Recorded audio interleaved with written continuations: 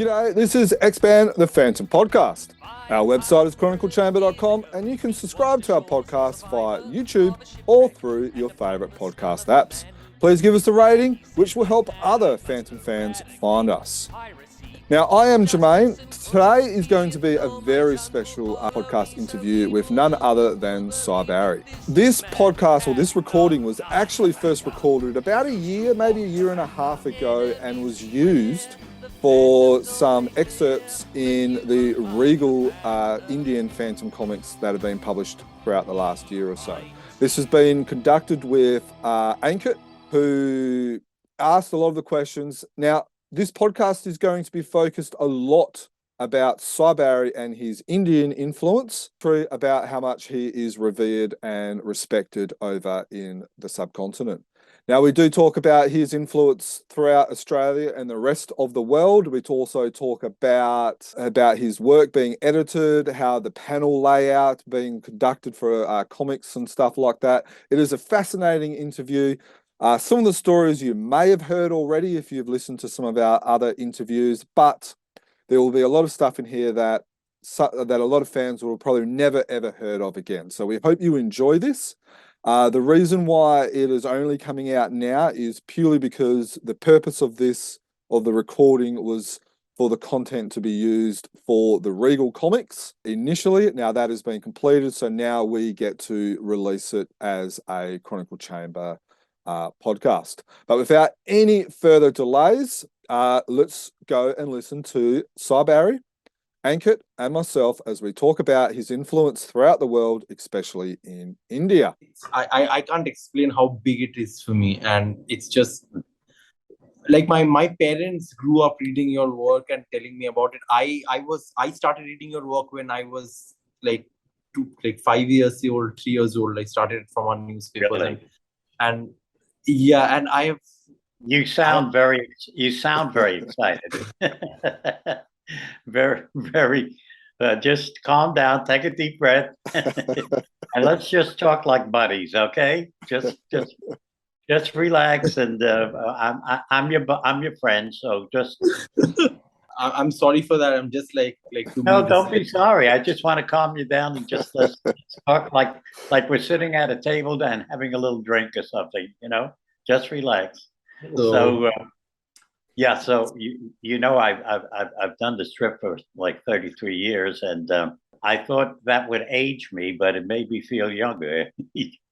Working on a comic strip keeps you feeling young, and as a result, I was able to get. I'm up to 94 now, and I'm feeling great and doing well, and just enjoying all my fans who have been in touch with me. It's been a real delight. I don't think any other, maybe the amusement industry may bring on a tremendous amount of fans, but as far as I'm concerned, I had no idea how many fans I had until I retired. Because working at a drawing board all day, 6 days a week, 5-6 days a week, that keeps you away from society and socializing, and I wish I had given myself more time to spend time with friends and enjoy my life a little more. But I enjoyed my life working on the Phantom very much. It was a dream of mine since I was a kid. I always said when I looked at McCoy's work, that I said, when I grow up, I'd love to do the Phantom because I could do so much to it, And sure enough, as fate would have it, it seemed to work out. So I spent 33 years really enjoying doing it. Yeah, wow. And entertaining you guys too. Well, as I've said to you before, Cy, yeah, I'm an Australian. Ankit here's from India, and we've grown up on your work, and it's just been it's amazing to be able to talk to you, and you've been to Australia and you've been to Scandinavia. Yeah, I've been there twice. But you haven't been to India, have you? You never made it to I India? haven't. So unfortunately, I haven't. Yeah. Did you ever understand how much of an influence you had in Not India until as after well? I retired. Yeah. Then I began to see more and more people, and see them personally, and how one young man said, I used to sit on my daddy's lap, and he would read, and he would read the Phantom to me. I said, "Your daddy read the Phantom?" I said, "That makes me feel very old." And this was a grown guy, who was probably in his 40s, and he sat on his daddy's lap. Mm. So I've really heard some wonderful, interesting stories, and how people. There was one particular story, if I could take the time, Please where do. someone I met, I was introduced to. He was a doctor. He became a doctor. He came from, I think, from Austria. Yeah, he and his brother, he and his cousin rather, came to Austria, and they both started. The cousin was a year older, but they started in the same class, and they didn't know English very much. They just knew how to say thank you and please, and just request a couple of things. They hardly knew English. Well, they said that they started to read in the back of in the classroom. They started to read the Phantom, and Oh, wow. judging from the pictures and the words that were coming out, the short balloons, they couldn't Yeah. read the long balloons, but reading the shorter balloons, they familiarized themselves with the words and started to put words together. And before they knew it, they were saying sentences. And remarkably, they said they learned through the Phantom, reading the Phantom books. Now, this guy was probably, at the time, he was probably in his 40s, this doctor, and I was in my 60s. So it was in sort of the late, well, I retired when I was 66, and I was just about winding up my career on the Phantom when he told me this. And it made me have second thoughts about maybe I shouldn't retire so quickly, because I was hearing these wonderful comments, Mm. but nevertheless, I decided I had enough. Let somebody else take it over. So, Ankit, you were saying how your parents used to read Cy Barry's work, and your uncles and stuff like that as well, weren't you? Yeah, and so like you have basically inspired a generation of Indian comic book artists who like literally are like still like there, and they are like the senior most artists in the Indian industry. Like they still now they consider your Phantom like to be their stepping stone in wanting to be artists. And personally for me, I'm also drawing the Phantom now in India for this, and it's huge for me. Like I have like done like this was my dream, and it would nothing would and it's just Yes. too big for me, like and it's just unreal when I'm seeing you right here. So I would really like to ask you, like, in India especially, one of the reasons I have asked people that why they were so drawn to your work, they have said like they had never seen any and in India you'll see there is a big thing about animals, jungles, and all of it. It's very much ingrained in our culture. So they said that your representation of the jungle and the animals and the people and everything was so unique and so real that it did not compare to anything of the comic strip. So a lot of Indians would really like Thank to you know so how much. you yeah, so a lot of Indians really want to know how your how you got those animals and everything pat down so well. That is still something like all the artists want to ask from you. Well, one of the things I did when I first started the strip, there was no such thing as computer reference, Wikipedia and all of that stuff. I started in 1961, well before the rage of the age of youth computers and chips and all of that. So what the reference I used was mostly National Geographic magazine. Mm. That was it. And then I began to get discs. I began to buy books of discs that had, instead of referring to the magazines, I used the disc and put them on. When I finally got a computer, I would put them on my computer or use them and then print them up and print up the reference material. And I made sure that I didn't. I wonder if you still do. You remember any of Wilson McCoy's animals or his Yeah, work? Remember? Yeah. Okay. Yeah. Absolutely. They were, yeah, they were kind of like stuffed animals. The the tigers and the elephants, Mm. And I always want I always wanted to feel their skin. Is it fabric or is it really elephant skin? And but I vowed that I would make it as realistic and dramatic. That's what I Yeah. wanted to put into the script. Real dramas, Yeah. strong blacks, and intrigue. Get the feeling of intrigue because that's what the Phantom story Mm. is based on the mystery of his 400 years, so-called 400, probably 500 now, and his legend and the mystique of the Phantom. I mean, that's the basis of the Phantom, Mm. and that's how I recognized it. And I think because I did introduce those issues into the strip, I think it began to really pick it up and give it a boost. And not only the story itself, which was always quite good, that Lee wrote very well. Not only the story itself and the mystery and intrigue that went on, but also getting more expression into the Phantom to make him a real human being, not just a stone, not just a stone face or a poker face. He has expressions, he has feelings.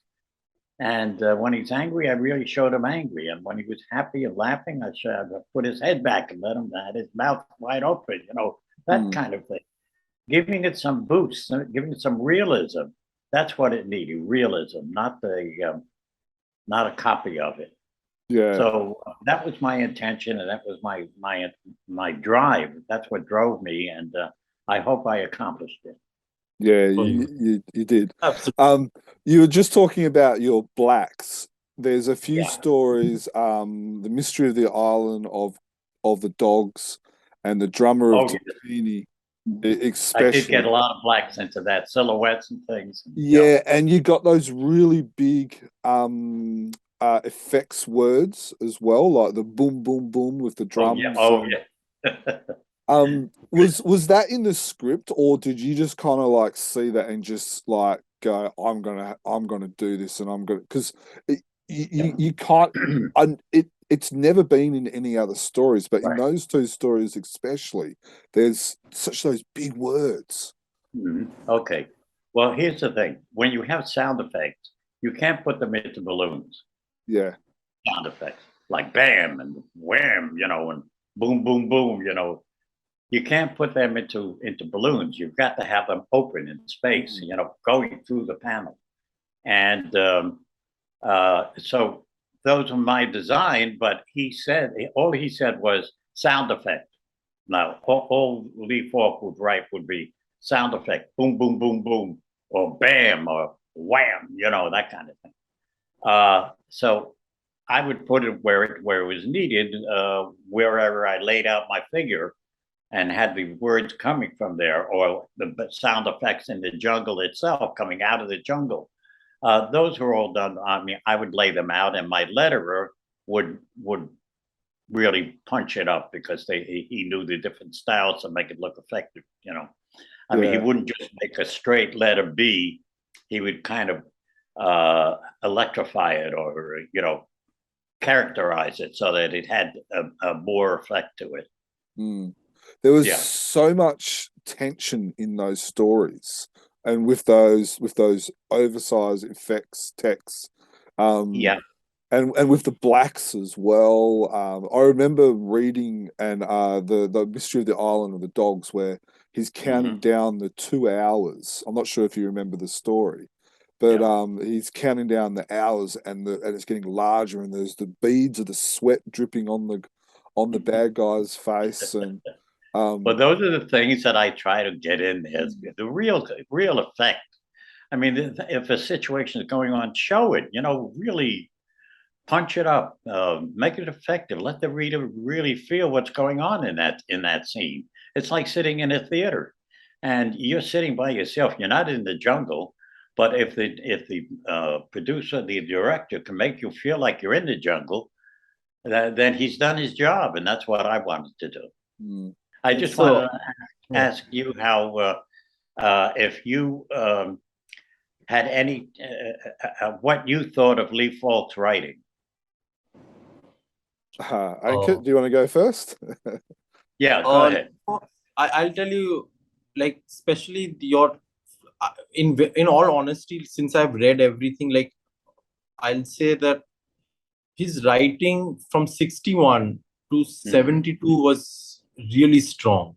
It was one of the strongest, I feel. 70, mid 70s was, I won't say it felt, and towards the end again, like, there were a lot of consistency issues which I felt. And to be very honest, like, I was just glad that, the Phantom Cowboy ended at a high note, because the way you left the strip, that was like a really good story. And I'll tell you something funny about that story. That was actually the first story as a child that I read, because it used to come in Bengali in my newspaper. And one of the reasons why I read it was, back in the day in India, there was a kissing scene of the Phantom. I think the grandfather kissing the cowboy. Okay. And as a kid who was like, like, also, like, in India, a kissing scene in a newspaper is like unheard of. So, like, even when you read it, you felt kind of guilty. You were thinking, if was somebody seeing you while you looked at it.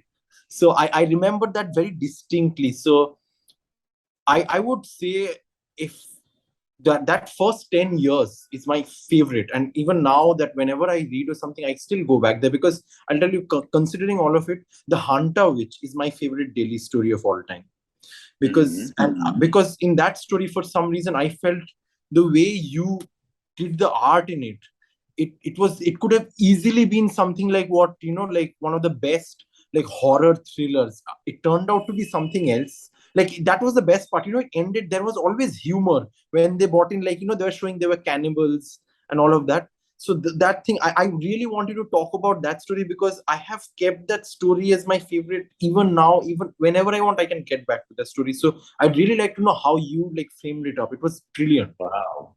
Thank you so much. I'm just thrilled hearing you talk about it, because you seem so into it. And if I was able to do that, here I'm seeing the reaction of what I try to put in there. I'm actually witnessing. I rarely have this chance, and I'm so grateful that I do have the chance to see the people themselves talking about it and seeing their emotions as well. And I've seen this, like, when I was in Sweden, and I was signing books of a book, the first issue of a book they put together my Sundays, and I was signing books for people, and they were giving me that. Oh, I love this sequence that you did. It was so wonderful, and the blacks you got into it. And when I saw that, when I heard that, and the fact that they didn't know how to express it in words, but they said it just seemed so much more exciting when you did it. They said, I don't know what you did to it, but it made it so much more exciting. And now I know what I tried to put into it, and I was hoping that I would see some reaction to it. And sure enough, that's where I saw it. I'm seeing it with you, that same reaction and that same excitement about what I tried to do, and it came across. And you don't know how grateful seeing it live, seeing it from someone saying it. It's so it's so uplifting for me. So thank you so much, really. It really is. And who did that painting behind you? I did it. Oh, you did? Yeah. Can I see a little more of it? I actually was. This is going to come out in August. So I don't know if I can screen share. I just. Oh, okay. But you did that? That's wonderful. Send it to David, and he'll. I'll definitely. I have to send it to David. Look at that. Oh, that's great. Whoa, that's great. I didn't know you did it. Yeah, I'll just send him the. Wonderful. It's actually I actually put it. I actually posted it like after you. Like, I wrote because the art is completely, like, I don't know if you can see it. This is the painting. Yeah. Oh, you just emailed it to me, right? I just sent it to you on Messenger. Oh, I see. Yes. Oh, there it is. Oh, that's great. Oh, now I can see the whole thing. Oh, I see. Is that part of the cave behind him? What is that behind him? Oh, no. What is that, a tree? Yeah, it's a tree, and it's Yes, just yes, like yes, I see. I see it now. Oh, that's great. Wonderful. And you're quite good. What are you trying? What are you doing right now? What's your career? I work in construction, like, but like ever since the Phantom started publication 2 years back in India, like I jumped onto it. I was a reader. Then I asked like if if I could do some work with them, and slowly now I actually do work with a couple of publications on their Phantom line. I do covers. I edit some books and everything. I basically have taken that up, and it's all because in my head I wanted to be like just like somewhere have a footnote of my name, and alongside or something. It's a dream come true basically, because I won't be into comics if it wasn't for the Phantom, because the Phantom was our only I'm really honored. That's great. Mm. I think Lee would be honored too as well. He would love to hear this. Yeah, and Yeah. the great thing is, Sai, is that there's hundreds of thousands of other Indians like Ankit that that have this passion. Oh my God. Yeah, it's No, India's a real untapped market for the Phantom, and it's amazing. so Yes. good to see publishers publishing the Phantom again. In Wonderful. That's So- wonderful.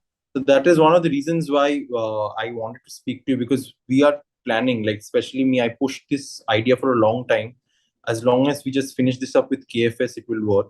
We want to put out every story of yours chronologically and in color. So that is why I wanted to ask you, your stories, you at that point of time, you never thought they would come out in color or be put in a book. But in India, everybody reads in color. Black and white is not a thing here. So everything was recolored, and even not just recolored. If you see any of the old Indrajals, they even added a little bit of art because to fit the aspect ratio of some of the panels into it, to try match it. Excuse me, were the dailies covered colored then? Because I Yeah, always yeah, see them black and white. Yeah. yeah. The dailies They were were. colored. Yeah. Mhm. So, Oh, okay. so my question is, what do you feel about your work being edited a little bit to fit that comic book page size? Yeah. So like I personally have done it also. I have taken one of your stories, and wherever there is a side, I just do a little bit extra in trying to match your art and everything. I feel it's very intimidating me telling you this personally. So I really want to know what your views are about artists coloring on your work, which was never meant to be colored, as well as doing this extra art. And if they do it, how would you like it to be done? Oh, okay. First of all, I haven't even seen the dailies colored, so I can't give an opinion if I haven't seen it.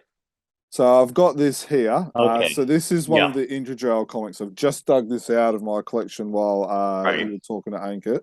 So this is T, the terrorist. Yes. So What color is he?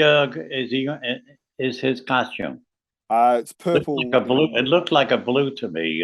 Yeah. Is So it purple? Yeah, so it is purple in India. So these are some panels here that have been like extended. Yes. And See, then that's the the thing. colors.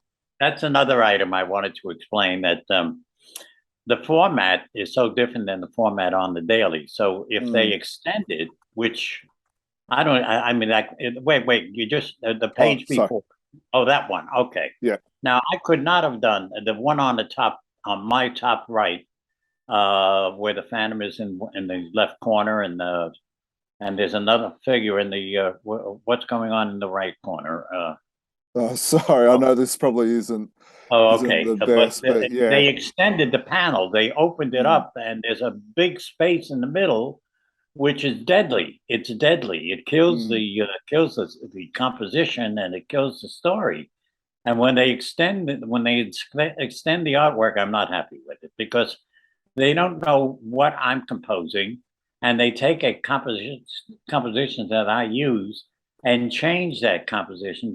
It's very important for artists to be aware of one of the most important things before you even start drawing, is to lay out your composition and put your figures in an interesting in interesting positions so that the dialogue could follow one another. You have to have one balloon Yeah. following another. So there are many elements you have to think of before you lay out a panel.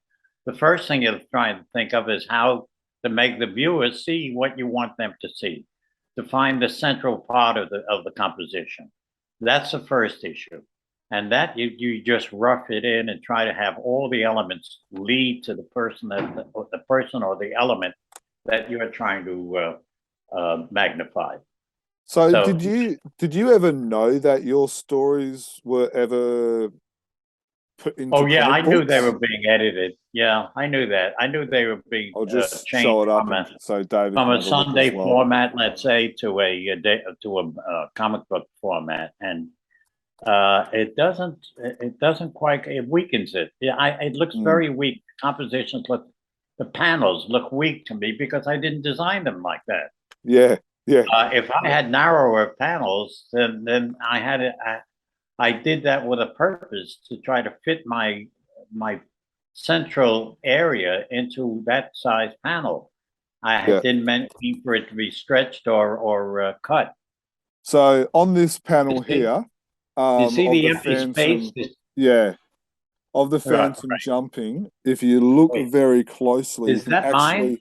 Yeah, so this is yours. So if you're looking where the Phantom's hand is, you can actually see the end of the where your original panel was, where my finger is. Oh, and then yeah. they've extended And what from here onwards. is So, what? That's that would have just been artwork? Yeah, that would have just been someone else's artwork. Oh, okay. Now, if you just turn it around and look at the book for a minute, look at the book. Yeah. You see the figure where it's going into the water with the black boots? Yep. Oh, so that one there? Yeah. That's not mine. Those are not my boots. That's not my drawing. That's not mine. Yeah, okay. No, so they added panels there. You see that? I would not even accept that or have my name on it, really. Yeah. That's not mine. Yeah. I really don't like I don't like that. I don't like the book. I'm sorry that I showed you then. I thought you might. I don't know if I'm gonna sleep. I don't know if I'm gonna sleep tonight. I'm sorry about that. I just thought I would show you what we were talking about. It's an adulteration of my artwork, really. Yeah, But okay. these are from the 60s, by the way. These are very old. These are not in publication. These are from, like, I wasn't even born then when these books were out. These are not the modern ones, okay? Yeah, so I just want to clarify that. So nobody's blasphemized your work at the moment. These were blasphemized back in the 70s. Right. And Yeah, I so am this not a was fan of that 76. publication. This comic came out in 1976. 76, right? Yeah. All right. I'm sorry for bringing. I'm sorry for I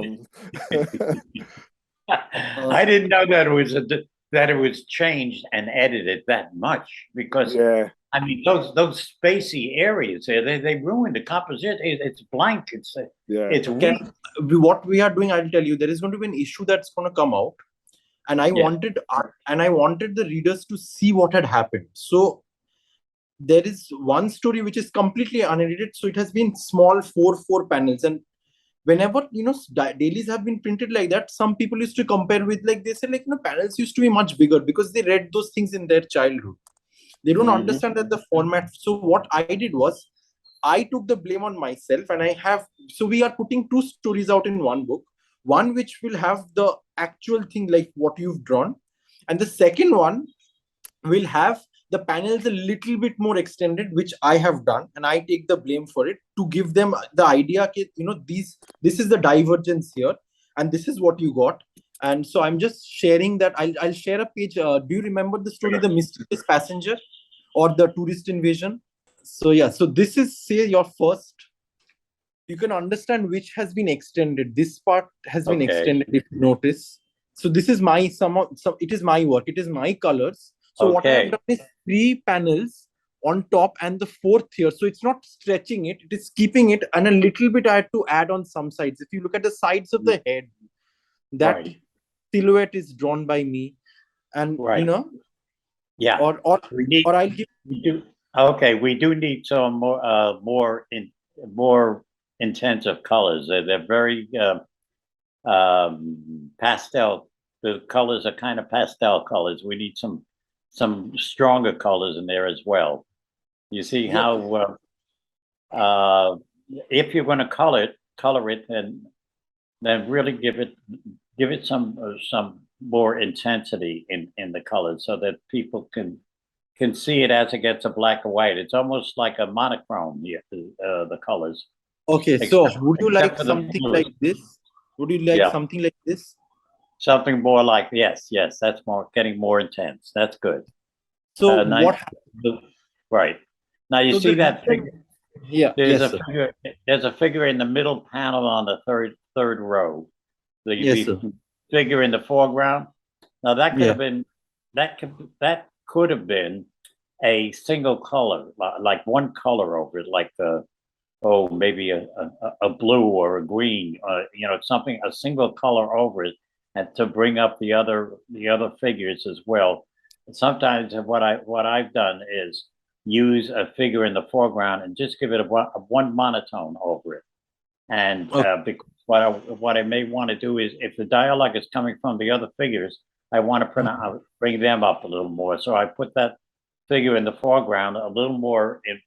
I try to subdue it, even though he's in the foreground. I try to subdue it and bring the attention to the full color figures in the background. Is So that those are the tricks that we use. I like your single color on that panel just before it, the yellow.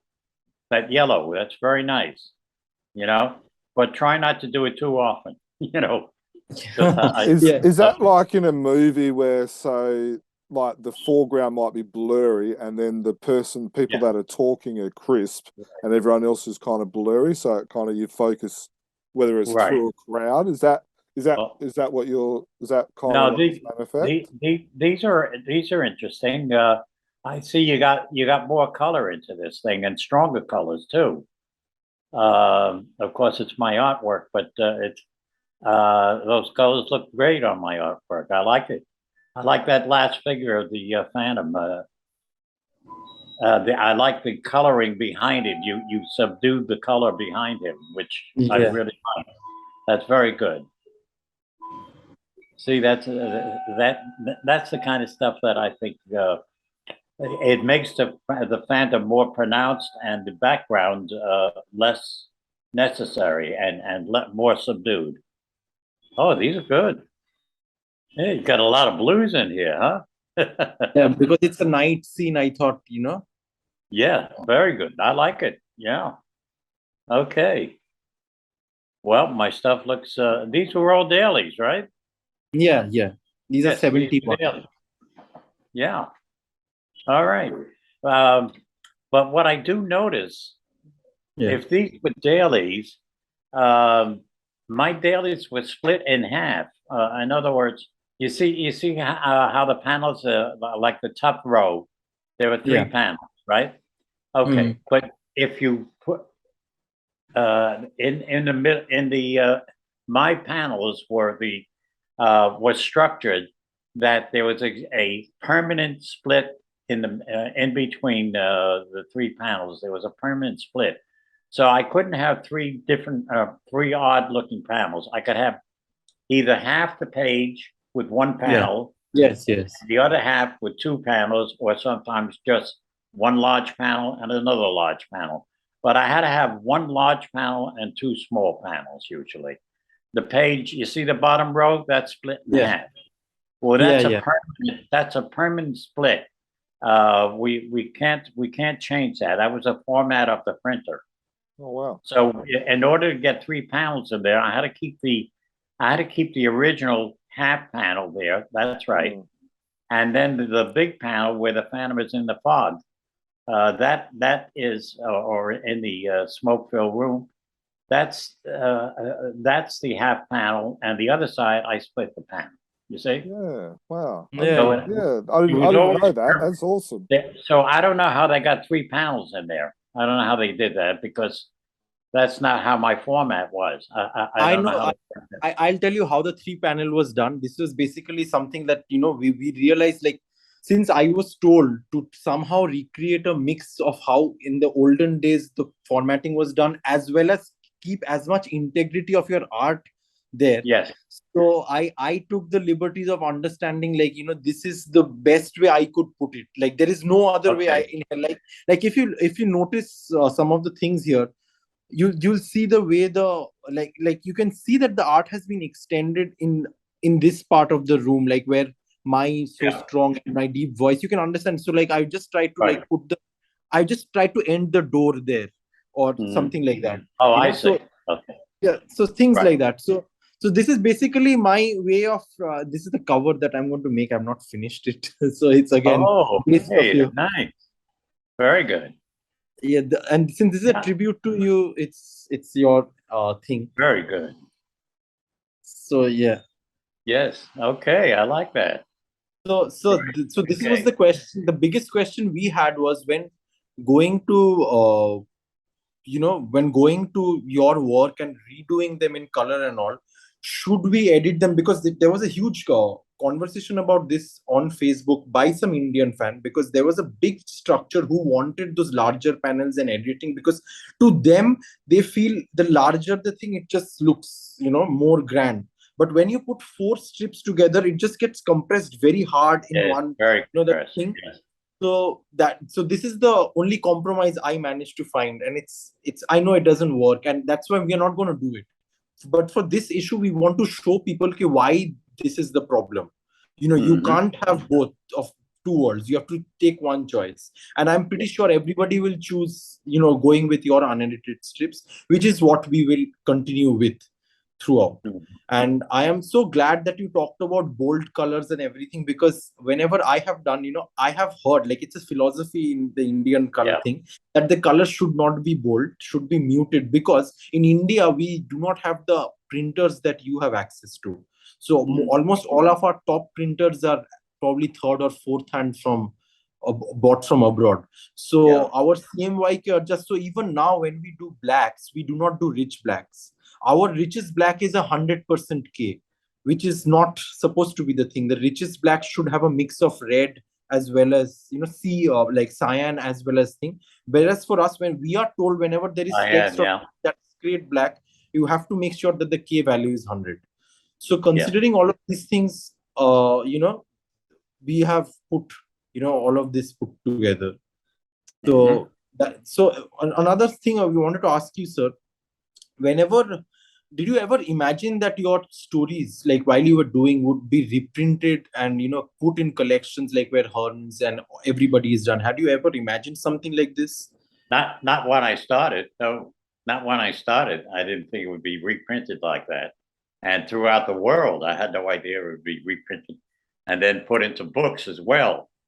And I must say that the books again were, at least they didn't ruin the compositions in most of the Phantom books, like Phantasma and all those other all those books are not. They did quite a good job at editing it to make it fit the format of the comic book. And sometimes they try to stretch it to make it look like, the long panels that they'll do, narrow, long panels. They tried to do that a couple of times in a couple of books, and it didn't work. It really didn't work. They tried to stretch it, and again, it ruined what my intention was in the composition. You can't So- play around with those panels too much. Yeah. So what, as the creator, what would you like to see? Would you like to see it as the 4 panels per line or 2 per line, or do you like what Ankit's done, where he's got the 3 and then the 1 on the bottom on the next line? To be truly honest, I don't like the formats changed at all. I Or compose. landscape? What is that? Or what about if it was landscape?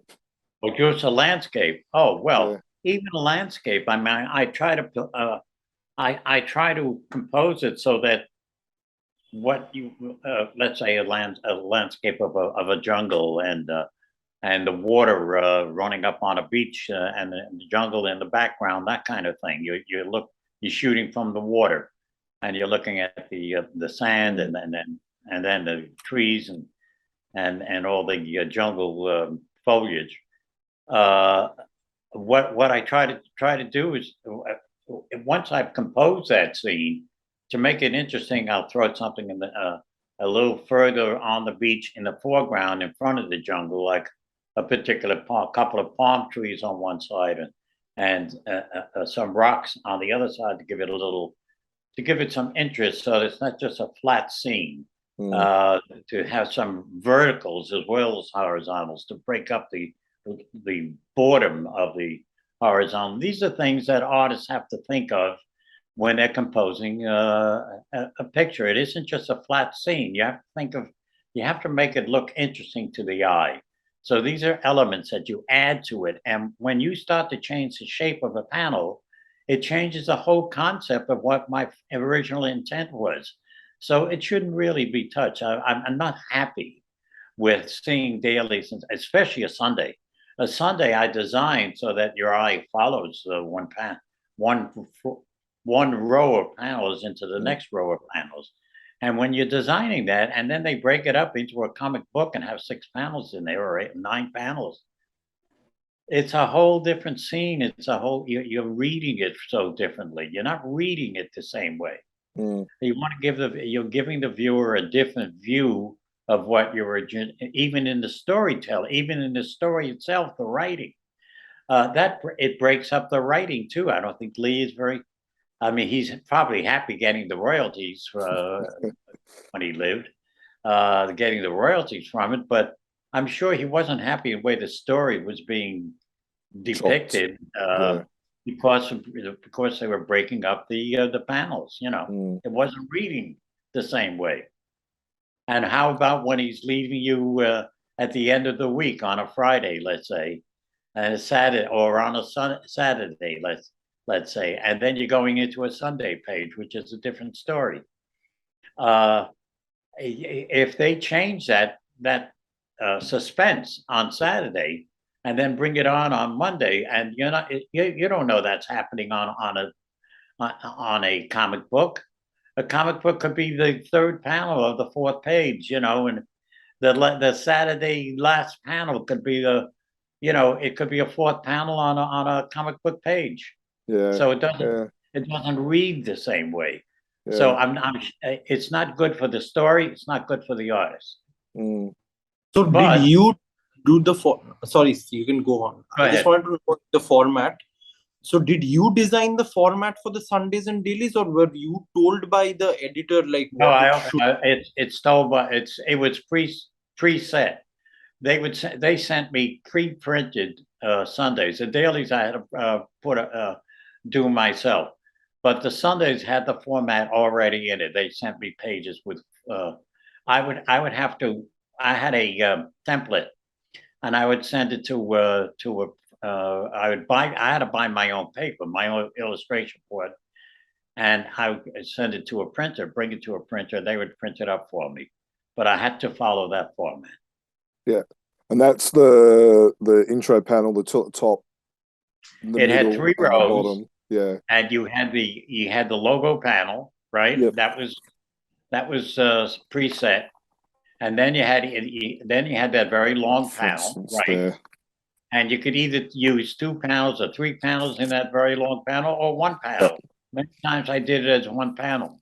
Yeah. You see? This one's. Yeah, right. This is just one example I've got. And sometimes I had it as 2 panels, but I try to use 1 panel so that the reader can get right down to the next row. Yeah. And usually it's a repeat of the previous Sunday. So because in some newspapers they don't publish that top line. They just do this. What was that? In some newspapers, they don't publish that top line. Yeah. Yeah. They leave it out. Yes. Yeah. Yeah. Well, that's why he writes that long panel as a waist panel, or as a pick me up panel. Like for those who came in late. That favorite line of his, for those who came in late. Yeah, I love it. So moving on just a little bit. Diana was very popular amongst a lot of fans. I think a lot of our listeners all had crushes on her growing up. So Could you just, Yeah. who did you model? Do you know who I designed her after? Yeah, no, I would love to know that.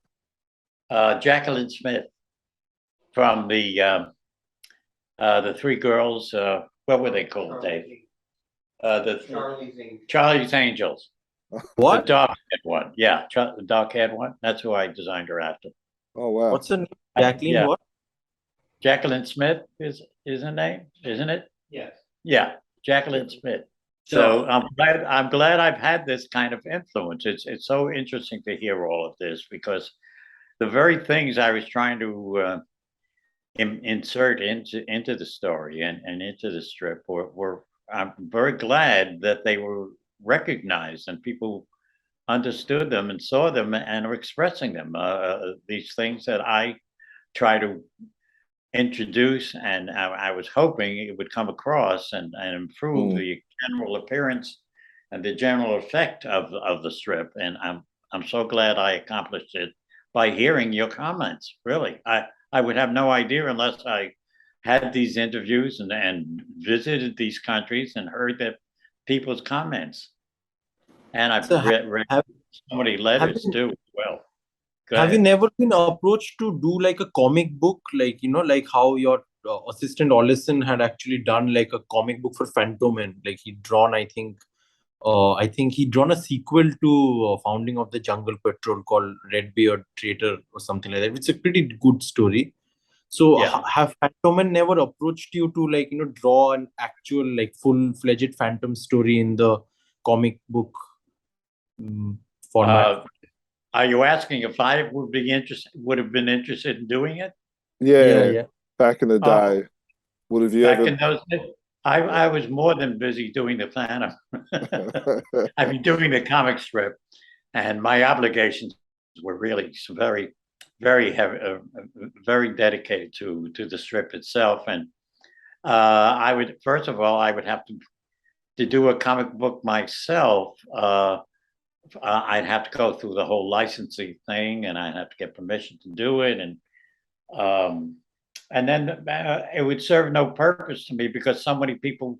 I mean, I know what you're saying, because we'd have my own panel design and my own panel layouts, and then I'd be able to make it fit the page and fit the format of a comic book, and I would have enjoyed doing it, but doing the strip was a full-time job.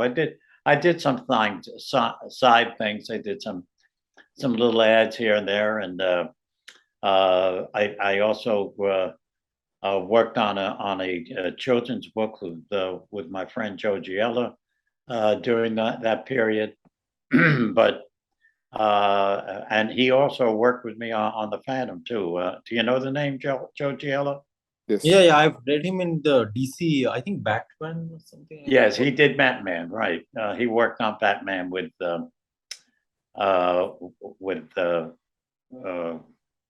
who was it? Not Bob, the guy that drew it after him. Well, Jerry Robinson took over Batman when Bob retired from the drawing of it. He continued to write it, but he stopped drawing it, and other artists took it over. But I don't remember who the pencils were on Batman, but I know Joe Ankit inked it, and then he did a daily. He did a daily of the Batman in the newspapers. Oh, wow. He did a daily strip of Batman, Joe Giella. I think And I've then- seen some of those in the Comics Review magazine. right. Yeah. Right. So he's still alive, still around. Joe. He went to school with me, went to high school with me, way Oh, wow. back. Since we were 15. I've known him since we were 15 years old. Yeah, wow. That's like almost 80 years ago. Wow. Incredible. That's amazing. I can tell you something, Sai, that I face something as a Phantom artist myself, and almost Phantom artist has faced this. Like, whenever we submitted our first Phantom drawing, we were all told everything is fine, but try to do the face like Sai Barry. And there is no artist who has not faced it and who has not done it.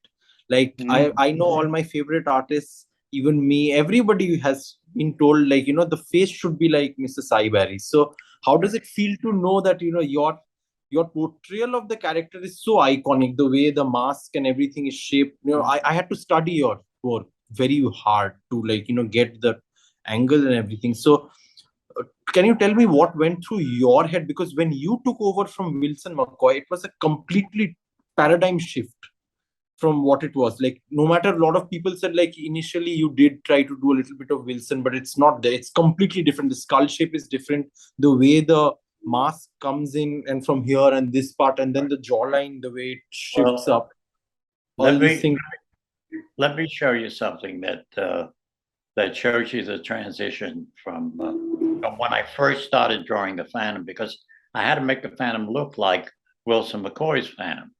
If I try to make it look different, they told me he looked like Flash Gordon. He didn't look like the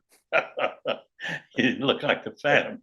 But David, where's that colored thing I just did? And then up on the desk is the black and white thing of the face of the Phantom. Do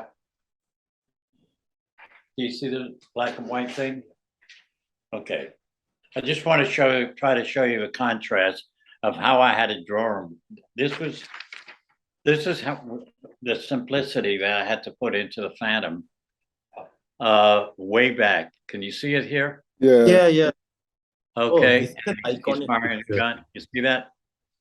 I mean, it's still better than Wilson McCoy's, I would think, than his figure of the Phantom. It certainly looks more dramatic.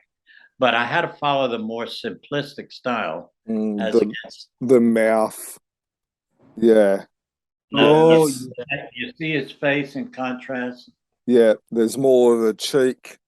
There's cheekbones, the chin, the mouth. Yeah, I more and the shadow, angular, much more angular and rugged. Stronger. So who did you model the Phantom's big chin, the lips? It's and all just that? the way I saw him. Just the way. Okay. No, not after anyone. Just that's the way I saw him. Just stronger and more rugged.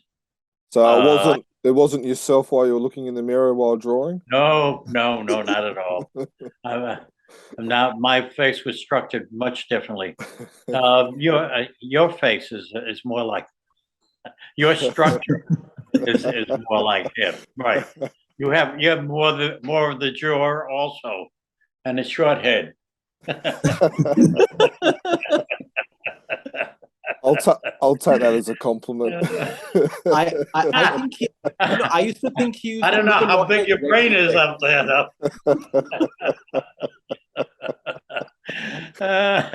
But what are those pages behind you? Which ones? On right behind your head itself. Yeah, in the panels. Oh, up there? The panels behind you. Yeah, to the other side of you. Hang on. Oh. Yeah, that. Which these? No. Yeah, those panels. So these are sketch covers. There's one that you've done. So these are comics, and then I've gotten artists to different artists. Oh, I see. Yeah. I see. Yeah. So there was one that you've done as well. So I've got them on the front door, and then I've got. That's nice. I like it. It's a nice layout, right? Yeah. Okay. So those are the things that I felt I needed to put into the strip, and I had a lot of ideas, and I hope I did get those elements. I do see that my fans have recognized so many things that I try to put in, and I'm gratified that they did recognize it. So one of the things I would like to ask also is, like, when you did a scene, especially like in stories like the Hydra and all, which had like a lot of shadow and light and all of that, there was it completely looked very different from when you did something like Old Baldy. Like, I always felt your Sundays had a different softness to them, where your dailies had a lot more grit, that thing. And even the Phantom sometimes looked different. Like in the Sundays, the Phantom was always like happy and like relaxed. Like it was like an actual Sunday, like, it's like he's going out for a vacation. Whereas in that in those things there was a very, was it a very conscious decision on your part to make Yeah. the Sundays as light as possible, or was it just like however? There's You a know? reason. Yeah, there's a reason for that. I'm glad you. So you're really doing your homework. I can see. The reason why the Sundays were handled with less blacks is because I knew they were going to be colored, and many times I sent in. I would make a copy of the. Well, for a few years, I made a copy of the Sunday page on my. I would have one of those big copiers. One of the it was Is that the some Xerox machine? like a Xerox, but it was a different brand, and but the same effect, the same machine, and so I'd be able to print up a 14 by 17 copy of my Sunday page, and then I would color it because there were certain effects I wanted to get, certain lighting effects and things like that. And I didn't want it colored when I wanted it colored dark. I wanted to show them where the areas of darkness should be, you know. And the reason for not putting too many blacks into the Sunday page is because I knew color could do the same effect. If I colored it myself, I can give them the same effect and get that same mood in the use of color, and it would only complicate the blacks. Too many blacks would only complicate the use of color. It would muddy it up. So I had to recognize that color is going to do a great deal for the strip, for the effect, and I don't have to do it with the blacks. And also to get less muddiness and less complication. It only complicates the page if you use the same amount of blacks in the Sunday and those extreme colors too. So those colors did you give those to King Features, or did they use their own? Yeah, I sent that. I would send the print along, with a colored print. Yeah. I would send that along with the Sunday page. Oh, sure. Okay. Yeah. Wow. Because now, and then I would make side comments on the side of the panels too to express exactly what effect I wanted too. Yeah. Wow. I didn't know that. Oh yeah. Because for a long time, King Features actually did the coloring. So yeah, I didn't know that you colored them. That's. Oh yeah, that was when they had a whole bullpen of artists cleaning up the pages and doing the coloring and putting in the zipper tone. You know, you would indicate blue where the zipper tone goes in for the Phantom's costume. You know, the dotted effect. Yep. That's zipper tone. That's the name of the manufacturer that makes it. We used to call it Band-Aid. But then Zippertone became the word because it was the main manufacturer of it. Oh, wow. And so I'm not too crazy about using the Zippertone, but it was effective on the Phantom's costume. I've got some original dailies of yours, and it's all come off the Zippertone from the glue. Oh yeah, right. A lot of it comes off, right. Yeah. After years of glue, the glue finally gives up. Yeah. Yeah. Right. Do you have, and I know this is going back, do you have like a list of favorite stories that you've drawn on or that you remember fondly for various reasons? Not a list. No, not. There were just a few. One of them was the Jungle Patrol. That's one of my favorites. Okay. That's everyone's favorite. Yeah, that's one of my favorites. I enjoyed the characters and the way the Phantom fought them off, and then established them as the Jungle Patrol. Let me see. I like this. I like the story where he has the twins when she's pregnant and she's wearing this loose dress, you know. And, the heirs. Yep, the birth. Yeah. Yep, the birth. Right. And we both wondered. I thought Lee took a chance there, and he said, "Well, let's try it," you know. So I said, "Well, it's daring, but let's try it." So, but the shock is when they come out with the two children instead of one. You know, it was a real shocker. And then of course, what was I like the sequence where Baba Boo is fighting Dr. Lawaga. Where there's this animosity between the two of them, and then they have Mysterious ambassador. Yeah, that's a great story. That one. Yeah, that was a good story, right?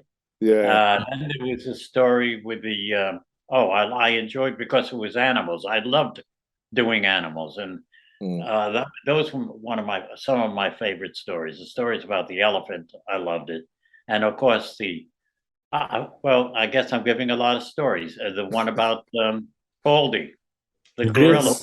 Oh yeah, That's it was heartrending. I mean, to have heard a little ape that size, you know, to have burned them, and they thought it was funny, you know, and it was heartrending. And I think it made kids realize that they had this experience by bullying. Like kids bullying kids who were not as strong, you know, and I think it gave them something to look forward to because he grew up to be a big brute, you know, and very powerful. So even though he had a bald head, you know, which made a wonderful character, made a very sympathetic character, and then the elephant, what was he? Jumba. Jumba, right? And then you know, he was a wild elephant, and the Phantom tames him, and he was ransacking whole villages, and you know, he was really a rogue elephant. And to have tamed it, you know, I think these stories were very impressive and had some effect for children, to see that things can change and things are not permanent. That life is not it may seem tough at the time, but they can change. Changes could be made, and that they have something to look forward to. He always tried to give kids hope, you know, and I thought that was a very good feature that he got into his stories. So I have to give him credit as a writer. I really do. But as an individual, he was a whole different person. Yeah. He was very difficult guy to deal with. So that brings up another question I had about the art size of the panels. I've noticed, I think it was during the 80s. About the what? The size of the panels. They seem to shrink, got smaller. They did. My artwork was smaller. Yeah, I was just wondering, did that present a challenge? Like, because I've also noticed like the words were more shorthand instead of sentence. Yeah. And was there a challenge with your artwork as well? But there was a challenge to my eyes, I'll tell you that. An enormous challenge, because I mean, just try to use a pen and a brush in a smaller area than the area you've been working. I mean, the pages used to be like this big, you know. I mean, way out, you know. And then they came down to this, you know. So they came down to, I would say, at least no more than two-thirds the size. Yeah, I'm looking at one on the wall, and it's probably about maybe 30 centimeters. Oh, okay. Maybe 20 centimeters, maybe 25 centimeters long. Well, how long is a centimeter? So it's about 3.5 centimeters for an inch. Oh, 3.5 for an inch. Yeah. Okay. Sorry, I forgot. Different metric, different sizes. Australia has a different size. Right. Okay. So I think about 30 centimeters is a foot. Is a foot? Okay. Yeah. 30 centimeters is a foot. But one of the things I would really like to ask you, because you've been such an influence for, you know, Indian artists, comic artists from the 60s, 70s along, like most Indian artists, even I know, literally learned by tracing your phantom in the silhouette and everything to get the, people and shapes like the clothing folds, they literally got it from you. So one of the things I would want you to like, what would you always advise an artist who is, going to make the composition or write his own comics or something? What would, as a teacher, what would your advice be to, us artists who are, looking up to you all the time? First of all, dedication. Dedication is it's the driving force behind your work. And if you can endure the difficulties, because there are so many difficulties, there's so many issues to deal with. I mean, telling the story that a writer writes for you, trying to depict it so that the story makes sense and that it reads well and that it's easy on the eyes. These are the things that make a comic strip or a comic book interesting. I mean, you take a guy like take John Buscema, for example. Okay. Yeah. I mean, one of the best. As a matter of fact, he became a friend of mine through my club, my National Cartoonist Society club.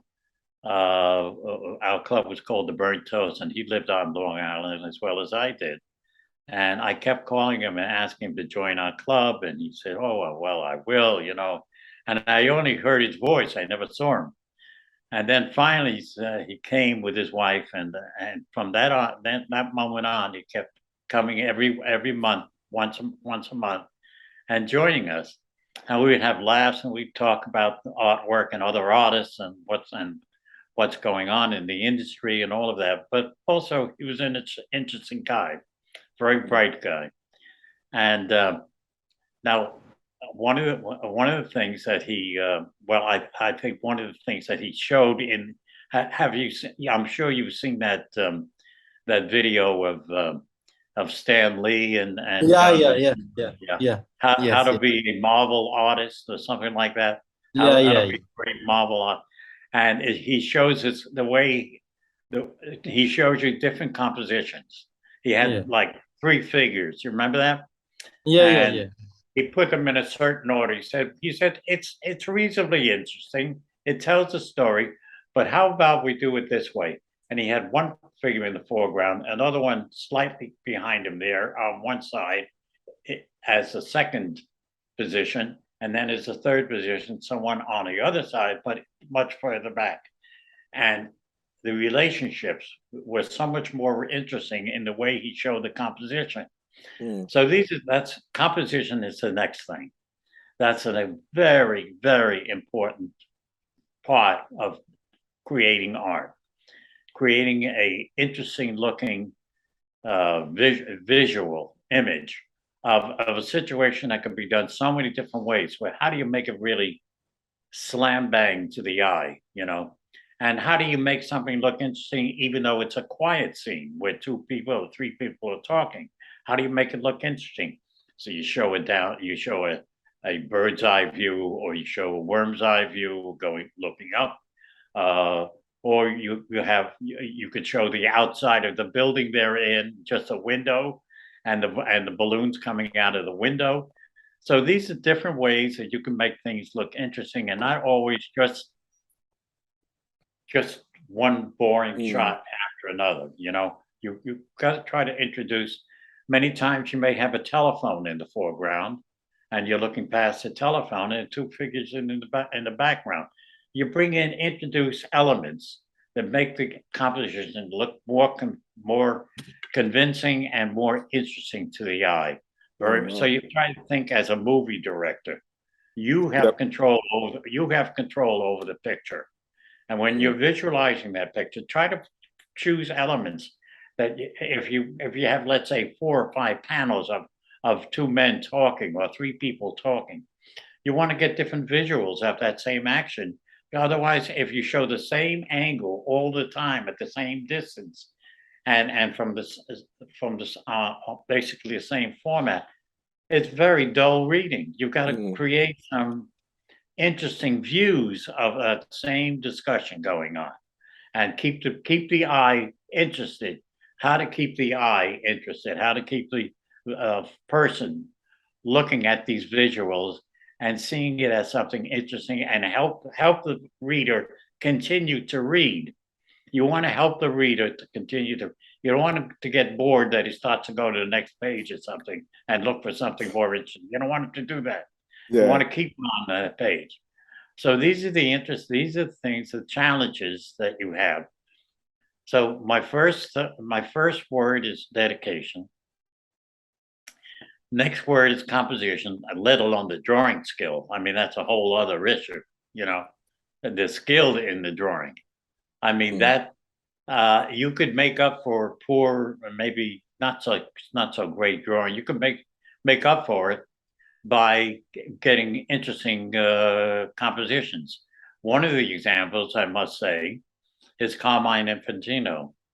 I don't know if you heard that name. Yep. Yeah. You've seen his work for DC. Now I used to ink his work. His drawing was really basically terrible, really terrible. It was, but his layouts were great. Yeah. He had wonderful layouts. When you tried to ink it and make it look real, you had to redraw it. You had to I mean, his drawing was bad, but he had this way of presenting a figure and making it look interesting. The pose, the composition, the layout, those were interesting. But he penciled in a single line. He had no blacks in his drawing.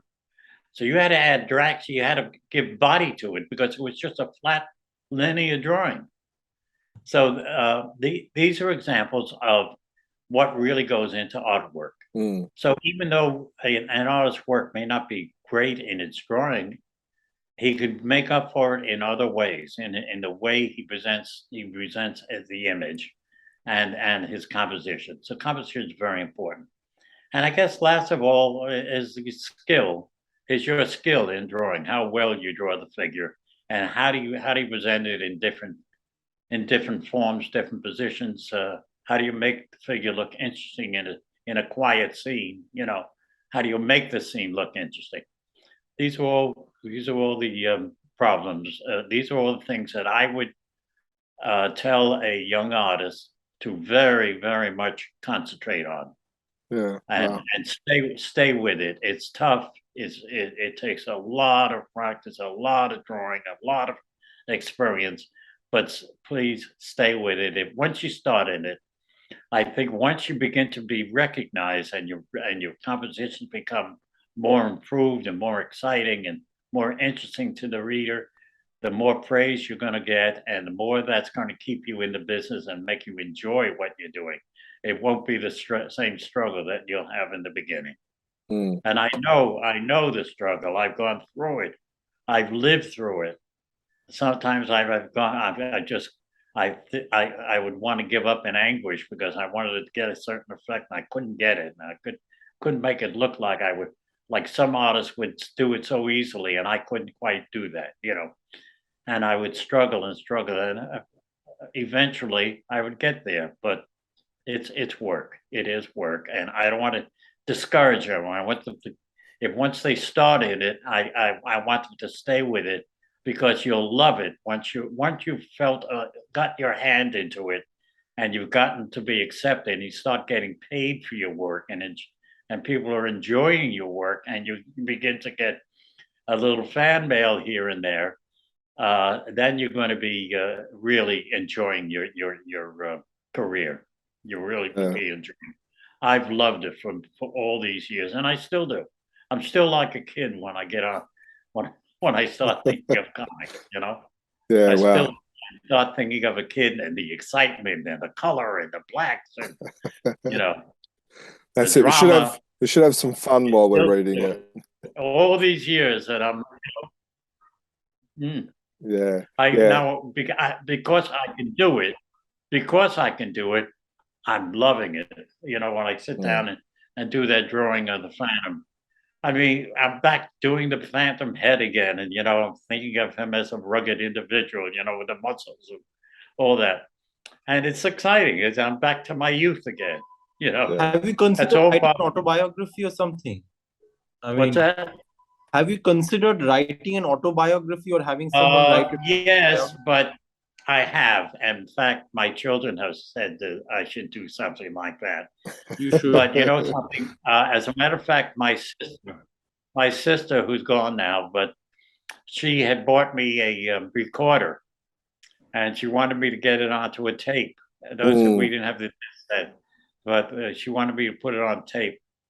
And when I started thinking of my background, I had a very difficult childhood. And when I started thinking about it, and I have to open all those, think about how I began and what I went through between my art and my personal life, there was a very close link between the two of them. And the moment I start to open up my art career, my own personal career comes into it.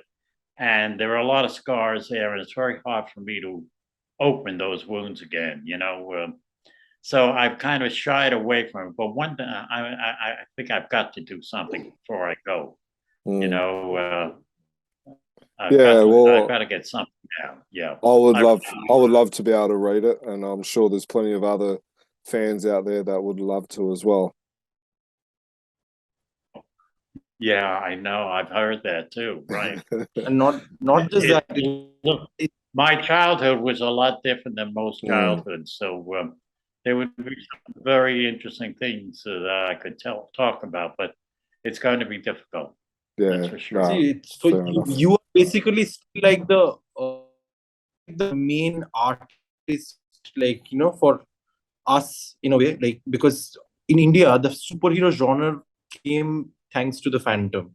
Before that, there was no exposure. So Batman, Superman was not that big here ever. It only came with the advent of the internet and the Really? post 2000s when Superman it blew up. Yeah. wasn't, huh? No, How it about was Batman? How was Batman today? Batman now is big. It's huge. MCU and Huge, now Marvel is certainly huge. But Yeah. back in the time, like my parents, everybody, they only the Phantom was like, and at a long time, people thought Phantom was Indian. That's the funny thing.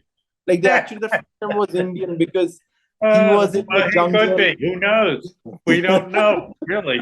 Yeah, because we he really was don't know.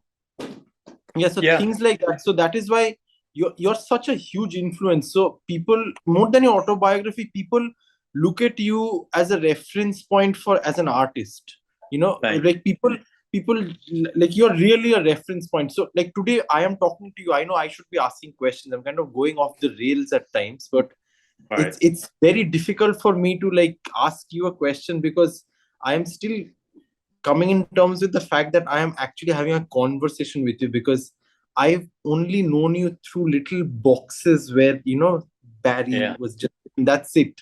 But you see, you see, I know the problems you're having when it comes down to doing a comic page. I know the problems you're having and how you want to set up your panels, and how do you have one panel lead into another, and how do your blacks look when the page is done?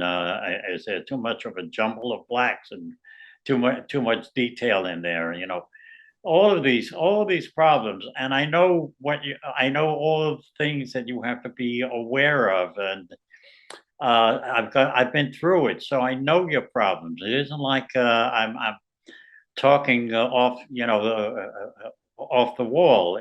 These are things that I had to deal with, the very same things. I had to look at that blank page and start to put the panels in and start to lay out the compositions. And I know exactly what the student and what the young artists that are on their beginning to get on their way, I know what they're going through. So I'm not a stranger to it. So whatever questions you have, I know where they come from because I had those very same questions. I've visited artists when I was young. I visited Alex Raymond. I saw him one time at a meeting, at a National Cartoonist meeting, and I actually sat with him and talked with him. And he spoke about about Flash Gordon, but he said he had another idea. He told me he had another idea that he'd like to begin to do. And then maybe 2 years later, he called my brother in to do the daily strip on Flash Gordon. Yeah, wow. My brother Dan. Mm. Do you know his work? Yes.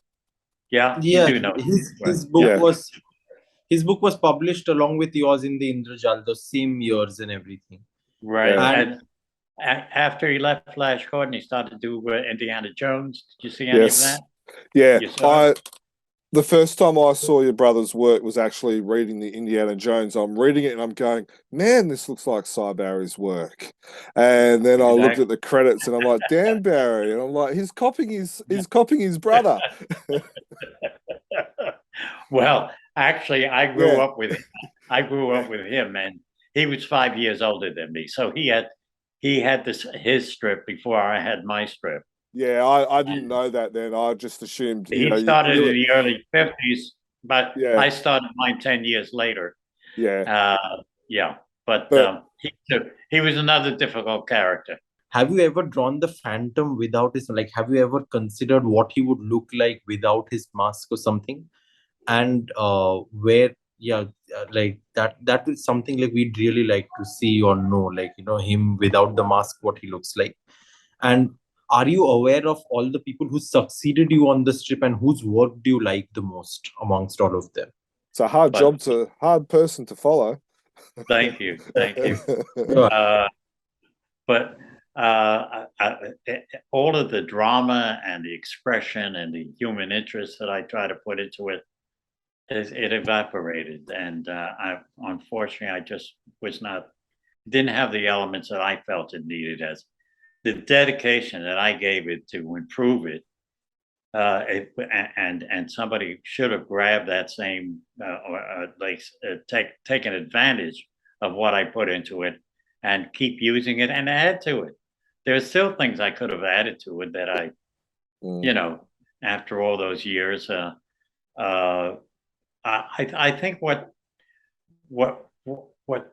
I probably should have left behind is some kind of little story attached to my retirement, introducing what I try to create in the strip, so that other people could have followed it and maintained it. It was just kind of abandoned. I felt like I abandoned it, that I should have given it a little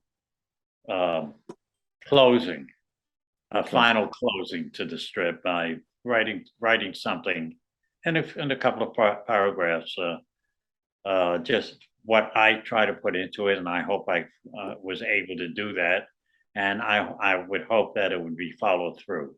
And it wasn't. It just became another strip. It's no, you couldn't put it in paragraphs. You can say it now. We would love to hear what you would love to say, to be very honest, like what you wanted to say about it. What did I want to say about what should be followed, what I tried to do? Yeah, like you said, you wanted to write about 2 paragraphs. That is how you write. We would like to hear. I would have told them. I mean, it would have been in the strip, but it wouldn't have been expressed in words. It only was expressed in action and images. It wasn't expressed verbally. And I would have liked to express what I added to the strip and what I would like to have maintained. And that is the drama, the human interest, the feeling of expression, the expressiveness that I gave the characters, the drama, and of the variations of scenes, and trying to maintain the compositions in it, and those basic elements, the basic elements that I try to put into it. Those are things I would have expressed. Yeah, wow. Very thing I've been saying all along. Yeah, yeah. Right. I appreciate you sharing that with us. I really do. Yeah. Ankit, did you enjoy yourself talking to one of your idols? Oh, Yeah. absolutely. I'm a ham. So anybody asks me about my strip and my drawing, I'm all there. I think it's because I really feel like both of you. I feel dedicated to it. I really, I can see the expressions in your face and the way you talk about it, that you guys are really dedicated to it, and I love that. I love seeing it physically. It's one thing when you write about it, but it's another thing seeing you guys talk about it and Yeah. seeing emotion in action. And you see me too. I mean, I get into it like a kid. Yeah. That's how I feel about it. 3 kids talking about their favorite comics. I enjoyed it so much. I really enjoyed it so much. No, It had its hardships. You know how many times I would tell Lee, stop drawing those armies, please. Give me just a couple of figures in a panel. Please don't throw those armies. And the more I'd ask, and the more armies he'd throw in, and the more difficult backgrounds he'd throw in. And, oh God, he was a tough character. Tough character. He was a good storyteller, though. Oh yes, he was. I've got to give him credit for his writing, for his concept, his idea. That idea, I think that's what kept that strip alive. And then, of course, it could have died because I think the strip was losing something. When I got onto the strip, it had 500 papers. Prior to that, when Ray Moore did it, it had more papers, and it started to lose papers as Wilson McCoy was. When I left the strip, it went from 500 to 900 papers when I left. Yeah, wow, that's almost that's double. I mean, that's stupendous. Yeah, that is an unusual amount of papers to have been sold. Yeah, wow, that'll be awesome. Really appreciate your time today. Right. So I appreciate your time. Thank you, David. And so good to see a young artist. They're so dedicated, and you ask very good basic questions. Those are really the problems that all the young artists have, and whatever more I can help you with, if we can keep the communication going, I'd love it. Okay. Thank you. Thank you so much. Awesome. Well, I hope you fans enjoyed that. I know I did. He is still a fascinating listener, and I'm sure you agree with that.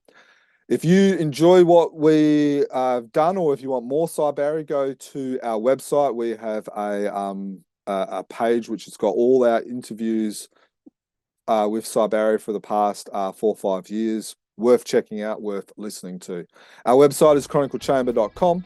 Our email is chroniclechamber@gmail.com. We would love to hear your thoughts, feedback, and opinions. If you have other questions that we have never, ever, ever asked Cy Barry, make sure you put them on our social media platforms or over our YouTube channel. There's options where you can give your comments and your questions, or you can email us. You can subscribe to us via YouTube or through your favorite podcast apps, including iTunes or Spotify. Thank you. Please get in contact with us. And as always, happy Phantom.